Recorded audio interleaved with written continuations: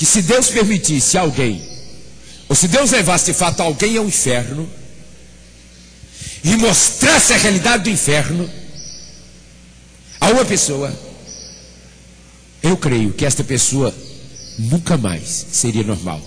Seria uma pessoa permanentemente perturbada. Isso iria provocar lesões na alma, no cérebro e em tudo mais. E as pessoas que compartilham experiências de que foram levados ao inferno, e como a Mary Baxter, a revelação divina do inferno, hein?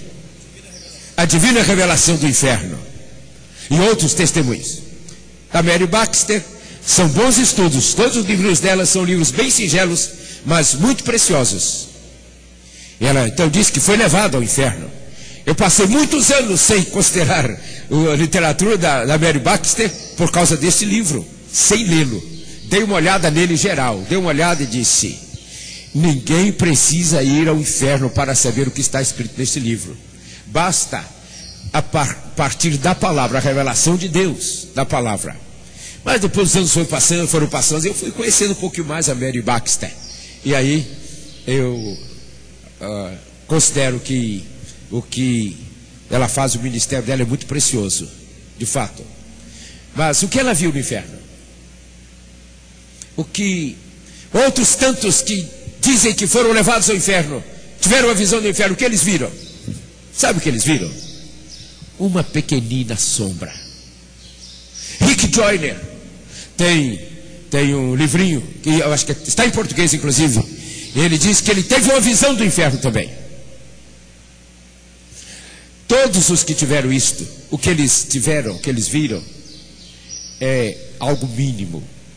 Ninguém na estrutura do corpo, com o corpo físico ainda, tem condições de ver a realidade do inferno e permanecer. Uma pessoa normal, a pessoa enlouquece, literalmente, se ela tiver uma visão do inferno, tal como é a revelação das Escrituras. Ninguém que ainda esteja dentro da administração das emoções através do corpo, do físico, que inclui o cérebro, através do qual a alma torna-se consciente, ou nós nos tornamos seres conscientes. Ninguém tem condições de ver o inferno e permanecer. Normal, enlouquecerá. Pode ter certeza. Se alguém quiser fazer o teste, peça a Deus para ir lá. E quando voltar, vamos levá-lo a qualquer laboratório que vai examinar lá, aquele que entra na máquina, aquelas máquinas lá, para ver o cérebro, vai ver o que vai acontecer com esse cérebro. Vai explodir de pavor. Na antiga aliança, alguém podia ver Deus? O que se sabia era que se alguém visse Deus, iria explodir, ia ser destruído de imediato. E aquela experiência daquele irmãozinho que segurou o carro de boi que vinha trazendo usar, né? O que aconteceu com ele? Ora, a revelação de Deus era indireta. O que aconteceu? O pai de Sansão começou a entrar em pânico. Ele viu Deus, mas que ele viu? Viu Jesus, o anjo do Senhor. E disse a mulher: ai mulher, vou morrer, porque os meus olhos viram o Senhor.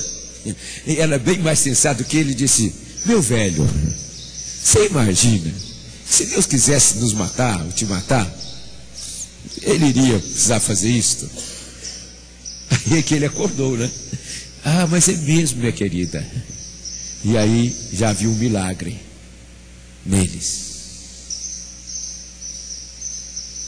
Era Jesus, o anjo do Senhor. E anjos os crentes podem ver anjos. Então as razões porque Deus não se permite ver, não permite ser visto da maneira como nós mais buscamos. Ele estabeleceu leis.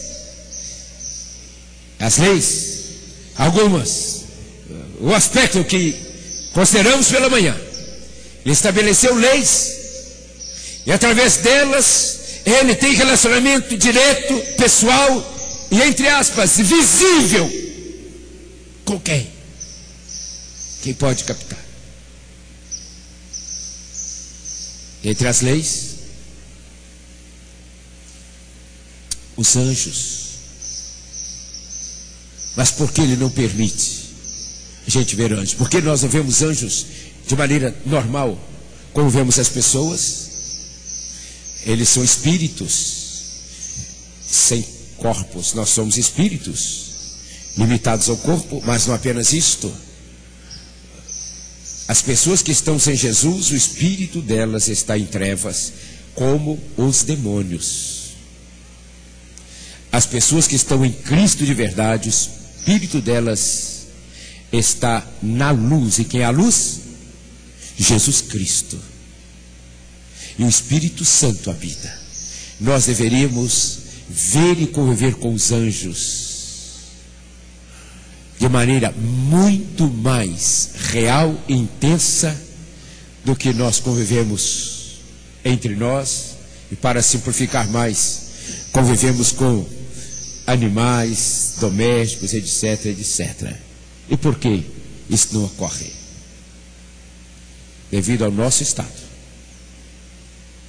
A igreja da primeira geração convivia com os anjos de maneira muito intensa, mas também a maturidade, a qualidade, a relação com Jesus Cristo que houve na igreja da primeira geração, antes que a revelação escrita estivesse pronta. E o instrumento de revelação de Jesus que eles tinham, da nova aliança, era o quê? Qual era o instrumento da revelação de Jesus na nova aliança que a igreja da primeira geração tinha? Com qual ela convivia? Era a ceia do Senhor.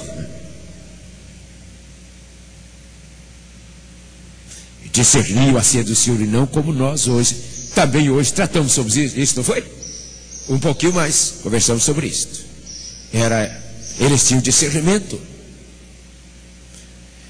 Eles tinham uma relação estreita com o Senhor, relação com o Senhor muito mais estreita do que as gerações seguintes. Fomos perdendo, e haverá de ser restaurado o que foi perdido,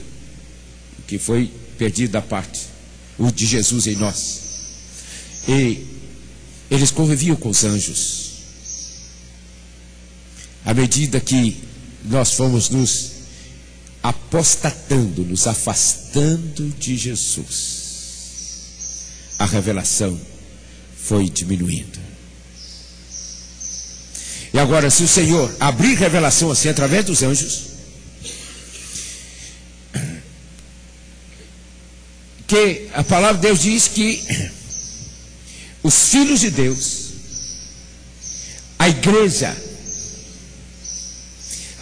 os filhos de Deus, estão para Deus acima dos anjos. E os anjos se realizam com isto.